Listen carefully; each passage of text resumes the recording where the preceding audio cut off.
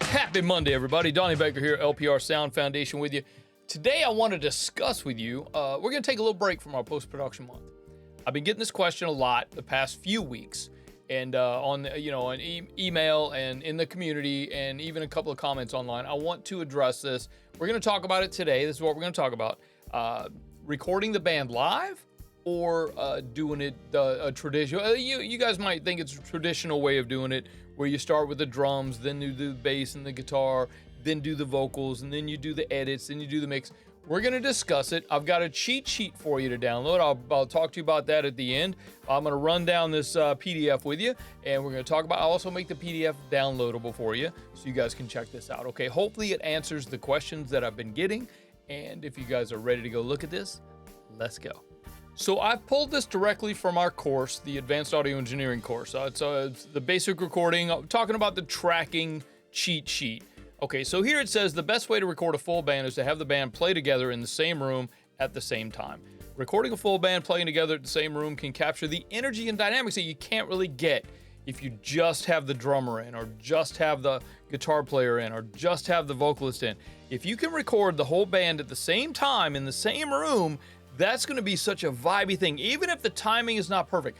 Dude, the most fun thing for me as an engineer is to have the band come in, we mic everything up, we get the sounds that we want to get, and we have the band play the song the way the song should be played. Just play the song. Turn off the click. Let the band play their song. Capture that vibe, man. Capture that performance. Capture that emotion that comes with their song. It's their song, man. Let them play it. You know what I mean? It's all about the vibe, dude. But if you can't do it that way, and you got to record basic tracks, and we're going to start with basic tracks. Basic tracks are basically the rhythm section. We're going to talk about drums and bass. All right, so we're going to set up the bass. We're going to set up the drums. First thing we're going to do is mic the drums up. We're going to figure out what mics we want, what drums. Let's figure out what drums we have, what mics we want, how we want to make it, where we want to position the drum kit in the room, how we want it to sound. I mean, Chris Lord-Alge said it best, and I've said it a different way, but Chris Lord-Alge said it best. He said, record like you're not going to mix, and mix like you're not going to master. So let's talk about recording like we're not going to mix. Let's make our thing sound the way we want our thing to sound, and press record. Dude, we are engineers. We're creative. We take a microphone and we place it in just the right spot to get the right sound that we want that's going to match with the other sounds that we're dealing with. This is what we do as engineers and producers. This is what we do.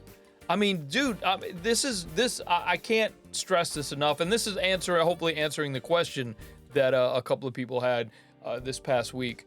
Make your thing sound the way you want your thing to sound, and record it.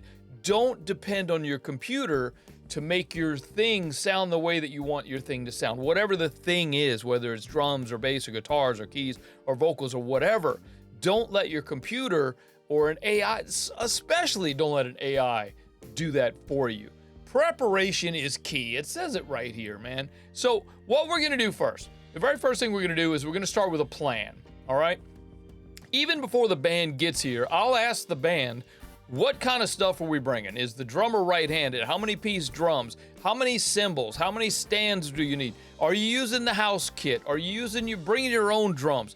Are you, just the questions go on and on and on. The more information I have going in, the more I can understand what I want to do as an engineer and a producer, how I want the kick drum to sound, how I want the snare drum to sound, depending on the song. Even I'll have the band send me a demo from their rehearsal. Just record it on your phone and send me a demo of the song when you guys are rehearsing it, so I can have an idea of what the song sounds like and what I want to do with it. This is a track sheet. Now, this is one of the things I'm making downloadable for you today. I'm going to make it downloadable as a blank track sheet. You guys can copy it into your Google Sheets account, and you can fill this out anytime you are working with a band or any time. Dude, if you're just working with if you're working with a singer, you don't really need this. You don't really need a track sheet. What a track sheet does, it helps keep you organized. It helps you understand what instrument you're plugging into channel 1, what instrument you're plugging into channel 2, what microphone you want, what preamp you want to use. Are you going to insert any compressors or EQs or anything? The headphones, we use an Aviom system for our headphones. Can go out a certain jack and be on the mixer for the headphones. Headphone mix is really important to getting the band comfortable and hearing each other and hearing everything that they need to hear while they're recording. Okay, here it is. Record like you're not gonna mix, man. Microphone placement, dude. Take the time to not only pick the right microphone, but take the time to place that microphone in a place that you're gonna get the best sound from the drum. Also, I mean, your drummer, make sure the drums are in tune. Make sure he doesn't come in with a drum kit that he's had since 1986 and has never changed the drum heads and there's duct tape all over it and there, dimple marks from the sticks. Dude, you're coming into a studio to record your song. Let's make sure your drums sound good. And then I'm gonna find the right microphone and the right EQ and the right preamp and the right compression. We're gonna make your drums sound great. Okay. Next thing, we're gonna get the tones from the bass guitar and the guitar. While we've got, so let's say we got the drum sounds, we're gonna get him to take a little break while we set up the bass player and get the bass player sounding good. All right. We want to try to record the bass and drums together. That would be the ideal situation, even if they're playing to a click, because the rhythm section is going to lock into a groove. Even if it's on a metronome, they're going to lock into a groove. They're going to lock in together. They'll be able to see each other. Hopefully, you put them in the same room. You can isolate the bass amp if you have a bass amp, or you can just plug a bass direct and have him just play with the drummer. That's the best way to do it. And so there you go. So we're going to set that up. Then we're going to do what they call overdubbing, man. We're going to bring in the guitar player. We're going to overdub on top of the rhythm tracks. We're going to put the guitar. Now, we may have had the guitar play during the song, but we're going to isolate it so it's not. We're not going to get any guitar in the drum mics. We're not going to, we're just not going to have any bleed from that. Maybe just plug the guitar in direct and have him play just so the drummer and bass player have a reference of where they are in the song, unless they've already got a scratch track built, whatever. So we're gonna place the microphones around the guitar cabinet, and we're gonna pick one. Again, we're gonna pick the right microphones. We're gonna pick the right room and the right placement in the room. It does matter where you place your guitar speaker in the room. If you put it up against a wall, it's not gonna sound as good as if you put it in the middle of the room. You really gotta understand your room, understand the acoustics of your room and how it works.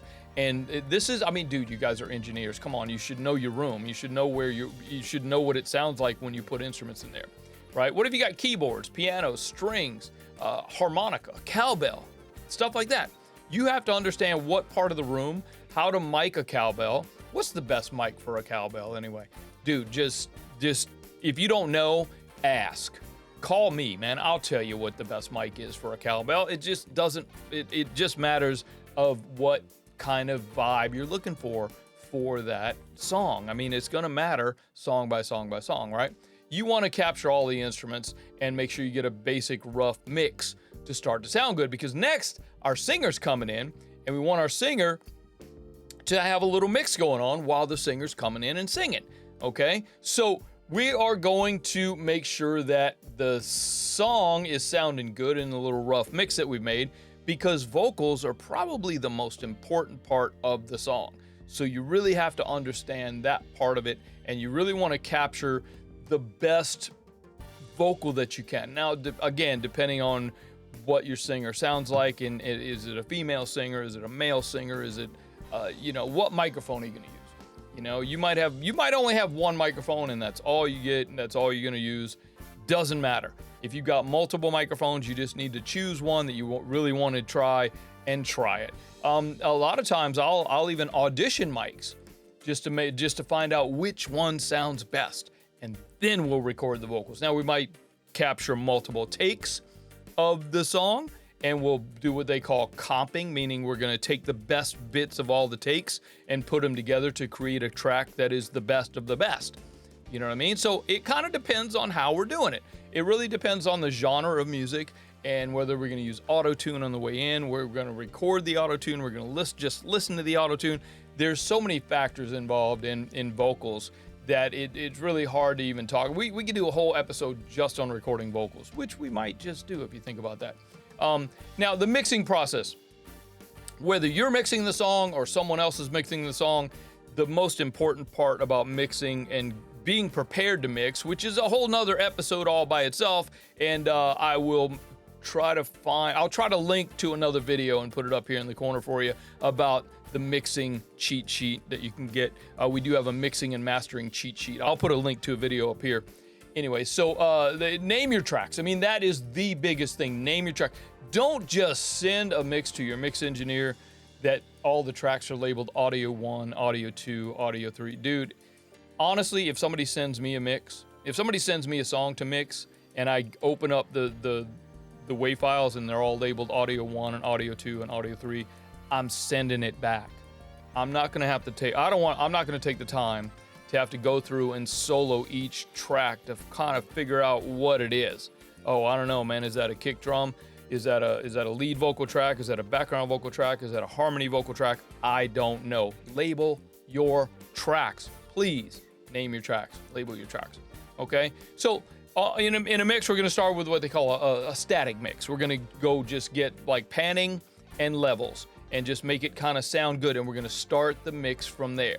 Like I said, there's another video that I've linked to in the description, and I've linked to here on the video, that you guys can go look at, which dives a little bit deeper into the mixing and mastering process. And there's also a cheat sheet you can download from there. So hopefully this has answered the question that we had come in this week. And let me know, again, let me know if you guys have any more questions. I'm here for you. You can just leave a comment down in the description there for me. So hopefully that answered the question that came up a couple times this week. And if you are really interested in it, in the description, I'll leave a link to that video I was talking about earlier about the mixing. So go look at that if you really want to. And hopefully that's going to get you through this week. And man, we've just had a super busy week this week. And things have been crazy here at the studio. I don't know what's going on with it, but I'm not mad. Trust me, I'm not mad at it. But it's been pretty cool. We had a session in this week, which was one of the largest drum sessions I've ever done. And it was pretty cool to see. It was pretty cool to be a part of, and I'm kind of excited to see what happens with the recording that we got. It was interesting. It was interesting, and maybe I'll share that with you guys. Maybe I'll share that with you later when I can, if the artist allows me to, if the producer allows me to. So keep that in mind. And next week we'll catch back up with our post-production. I just really wanted to take the time this week to talk to you about the questions that had come in. And like I said, it was a couple of questions that came in, and hopefully I answered those questions for you. So don't forget, this is where you can download your track sheets. Okay, go to learnprorecording.com/track sheets with an S, because there's more than one maybe. So go grab that, man.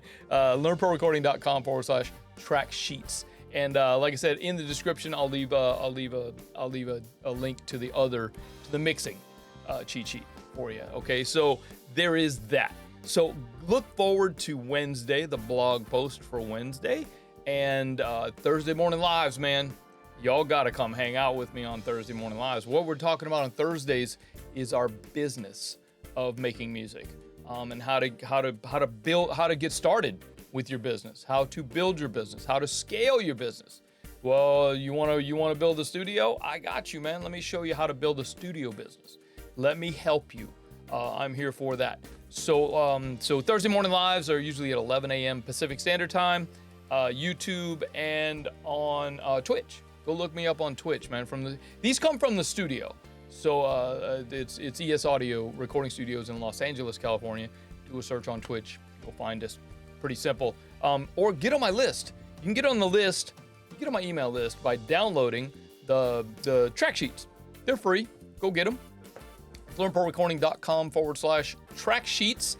Get that. That'll put you on my list. I'll send an email out usually Wednesday morning, Wednesday afternoon. I send an email out with the links for the Thursday morning live. So go get it. Go look at it. And then we will see you guys next Monday. We'll catch back up with our post-production month.